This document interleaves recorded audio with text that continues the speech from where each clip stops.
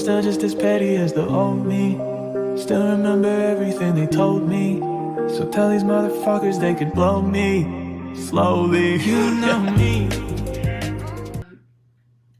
We are going to continue to advocate for Sebastian Rogers. We're not going to keep our audience in the light despite what Sumner County wants us to do. We're not going to lie to our audience. We're not going to run their narrative because they want us to. There's freedom of the press in this country, and the government's not going to tell me that I cannot tell my audience, my fact-finding, what I found out about this case. With shoe leather work and the evidence that we have not only submitted to the team, but submitted over to law enforcement as a result of the work we've done. We're not going to go into that. And just because Sumner County doesn't have it doesn't mean it wasn't turned in. So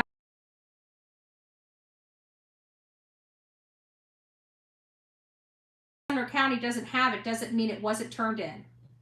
So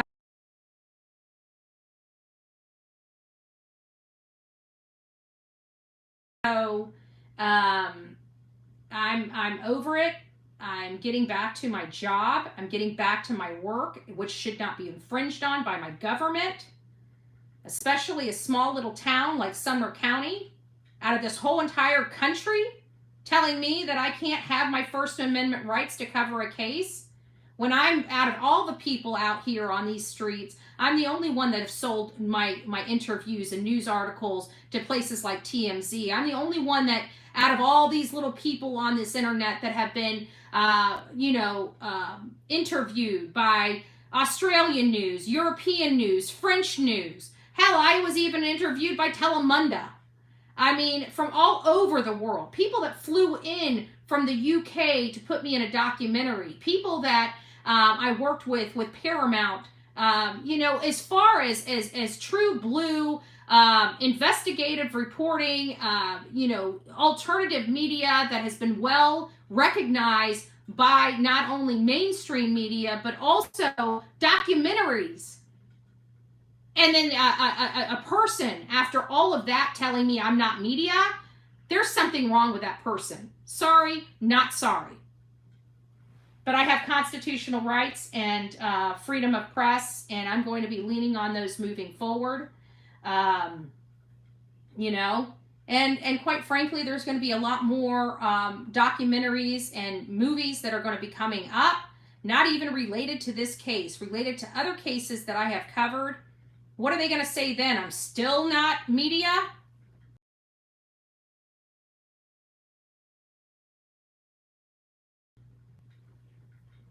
I'm over it. I'm over it. I don't need a judge telling me, well, what is the press? What are the, like, you're a judge that should have a good understanding of the First Amendment. That was one of the first things that were drilled into our heads when we were in paralegal school, was the Constitution. And the limitations, like, drilled in our head, like, so much so that that's the one thing that I have retained more so than any other teaching in school that I ever had. Thank you, Julie. So to not know what the limitations or what the requirements to be press are, that to me is very concerning. Very, very, very concerning.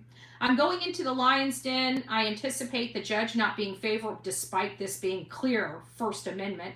But somehow he's going to find a way to flip some hashtags into either direct or indirect contact, when we all know, everybody here that is on social media knows there's no way hashtags can contact anybody. I never physically or verbally told anybody to reach out to these people. If they got people spying on me, that's a violation of their no contact order. That's a violation of their no contact order. So I'd like to see how this plays out, but I don't trust this judge, and I damn sure don't trust this county. And I don't care if me not trusting them and saying that vocally is going to get me in more trouble with this judge, because I'm going to make sure that my statements are stated very clearly on these platforms as I'm going in here to be before this same judge that has already violated my rights. So I'm not going to, I anticipate him willing to violate my rights again for the people, right? The taxpayers there. I hope he looks at his grandchildren, because he has a right to uphold the law, whether he likes me or not, and do the right thing. But you know what? If he needs a Supreme Court or an appeal to slap him into common sense, I don't know.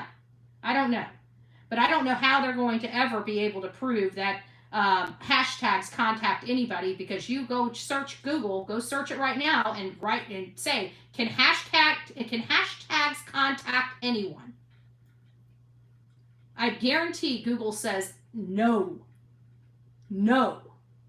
But I'm pretty sure the judge won't take that into consideration, right? Because it's not about the truth. It's not about the law. It's about shutting me up. And it's clear, because they never even seen me. They never even told the judge I threatened them. They told them nothing. It went from me stalking to them to, oh, they don't like my commentary and it's defaming. And so the judge says, oh, well, they're defaming you, so hey, that must be harassment. So even though you're not stalking, we're going to say you're harassing them. Well, that's not the requirements for a protective order. And they have absolute other recourse, like defamation and civil complaints here in Florida. They can file against me if they so feel that I have reported incorrectly on their case. But that's just, they don't want to do it the right way. They want to do it the sneaky, underhand, and corrupt way.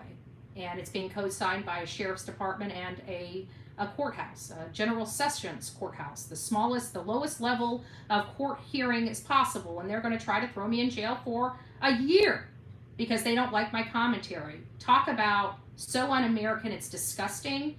And once this is all over, if this county, it doesn't matter. It's going to have to get out of this county. It's going to have to go up to a higher court. These people are not reasonable. They're not fair. They're not listening to reason. And they want me to fight for it. They don't understand. I'm willing to fight for it, and so is my audience. And I'm willing to fight for it, and so is my audience. And I'm willing to fight for it, and so is my audience.